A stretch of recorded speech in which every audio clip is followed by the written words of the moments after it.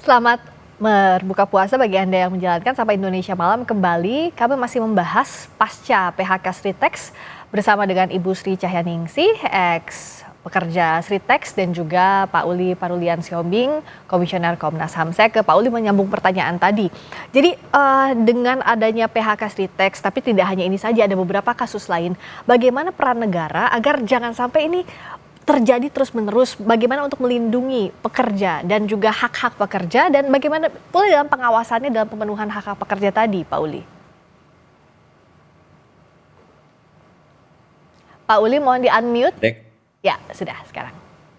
Dalam jangka waktu yang pendek ini, pemerintah lewat Kementerian Tenaga Kerja, kemudian juga dinas-dinasnya di tingkat provinsi, kota, kabupaten, perlu memastikan alasan-alasan PHK ini yang diajukan oleh korporasi sesuai dengan peraturan perundang-undangan. Yang kami terima, pengaduan dari masyarakat, kebanyakan alasan-alasan PHK ini terkait dengan efisiensi ya. Ya. Kemudian juga ada berdasarkan putusan pengadilan, seperti Sritek. Tapi itu harus dipastikan oleh Kementerian Ketenagakerjaan dan jajarannya itu di bawahnya, baik itu dinas maupun kanwil, agar sesuai dengan peraturan perundang-undangan. Kemudian di masa yang akan datang, di jangka panjang, perlu menciptakan iklim berusaha yang kondusif. Karena kami juga menerima informasi dari pengusaha, dari korporasi yang kami minta keterangannya bahwa mereka susah bersaing seperti itu. Ya. Dan mereka akhirnya terjebak dalam hutang seperti itu. Dan mereka terutama industri tekstil ya seperti itu. Mereka tidak bisa bersaing dengan produk-produk dari luar negeri seperti itu. Nah, perlu dipertimbangkan untuk industri tekstil ini ada mungkin perlindungan seperti itu dari dalam negeri, karena itu kan juga eh, tidak hanya padat karya, tapi juga mendatangkan pendapatan kan buat negara lewat pajak seperti itu. Ya. Nah, itu yang paling utama kalau menurut saya, industri tekstil dalam negeri harus dilindungi gitu. Ya. Dan juga sektor-sektor yang lainnya. Nah, Pak Uli, termasuk kalau ada perselisihan hak-hak pekerja pasca PHK, bagaimana mengawal transparansinya, siapa-siapa saja yang bisa mengawasi ini? Eh, Biasanya untuk proses PHK jika tidak disetujui itu melalui proses ke pengadilan ya, pengadilan hubungan industri.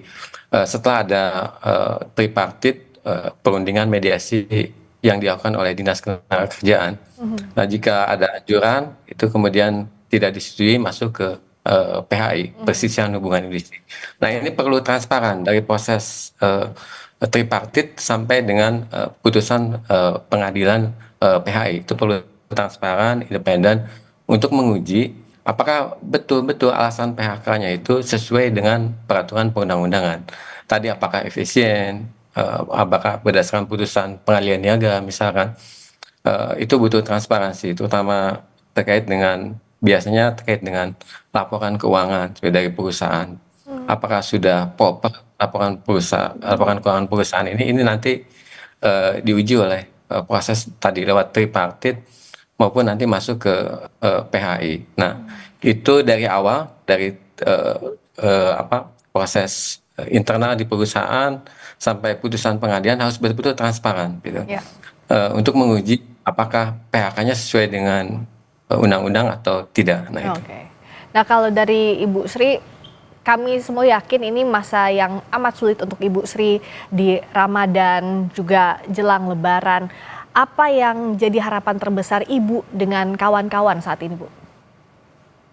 Terima kasih Mbak, untuk harapan kami dan ex karyawan Sritek ini untuk pesangon dengan THR itu untuk mohon segera dibayarkan. Ini juga menyangkut dengan manajemen kurator ya, tapi kan kita nggak tahu nanti untuk kedepannya nanti bisa segera terbayarkan atau kita nunggu manajemen dari kurator. Ini kepada Bapak Uli kita berharap ada perlindungan atau ada pengawalan seandainya suatu saat nanti tidak hak dan kewajiban kita ini tidak terpenuhi. Kita kan nggak tahu untuk kedepannya. Untuk saat ini memang untuk THR sama pesangon besok nunggu manajemen dari kurator. Seandainya besok itu ada sedikit masalah atau gimana, mungkin kami berharap Bapak Uli untuk mendampingi kita. Oke, Pak Terima Uli, kasih, Mbak. silakan Pak Uli dijawab. Siap, tentu kami Komnas HAM siap mendampingi menerima aduan dari pekerja Sritex, dan kami dalam rencana waktu dekat akan bertemu dengan serikat pekerja Sritex ini seperti itu. Dan itu yang ingin kami dalami terkait dengan permasalahannya. Nah, tentu dalam hal ini seperti yang kami rekomendasikan dari awal berdasarkan pengamatan situasi kami sebelumnya, kami meminta agar pemenuhan hak pekerja diutamakan gitu. Ya. Nah, tidak hanya terkait dengan hak-hak normatif, tapi terkait dengan tunjangan-tunjangan sosial dan Ya. tunjangan hari raya. Nah, itu yang paling utama.